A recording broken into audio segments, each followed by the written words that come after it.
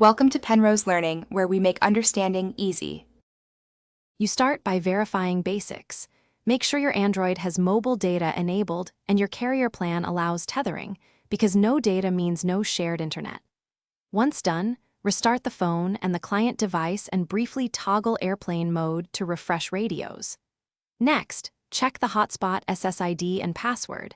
If you've connected before, forget the network on the client and rejoin. These steps clear transient issues and prepare both devices for the deeper troubleshooting that follows. Now focus on IP and compatibility.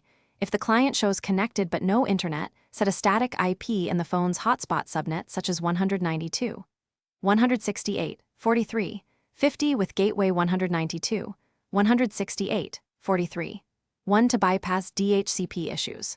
Also change the hotspot band between 4 GHz and 5 GHz because some older clients only work on 4 GHz.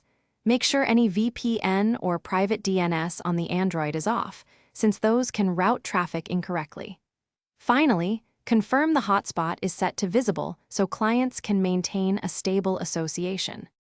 Finish with deeper remedies. If earlier steps fail, back up quick settings and reset network settings on the Android to clear corrupted configurations. This restores Wi-Fi, mobile data, and Bluetooth defaults. Check and update your carrier APN settings or contact support to confirm tethering isn't blocked. If Wi-Fi tethering still refuses to pass traffic, switch to USB tethering or Bluetooth PAN to isolate the problem. Troubleshooting tip. If problems persist, note exact error messages and test with a different phone to identify whether the issue is device or carrier related. Thanks for watching. If this was helpful, leave a like and consider subscribing. See you next time.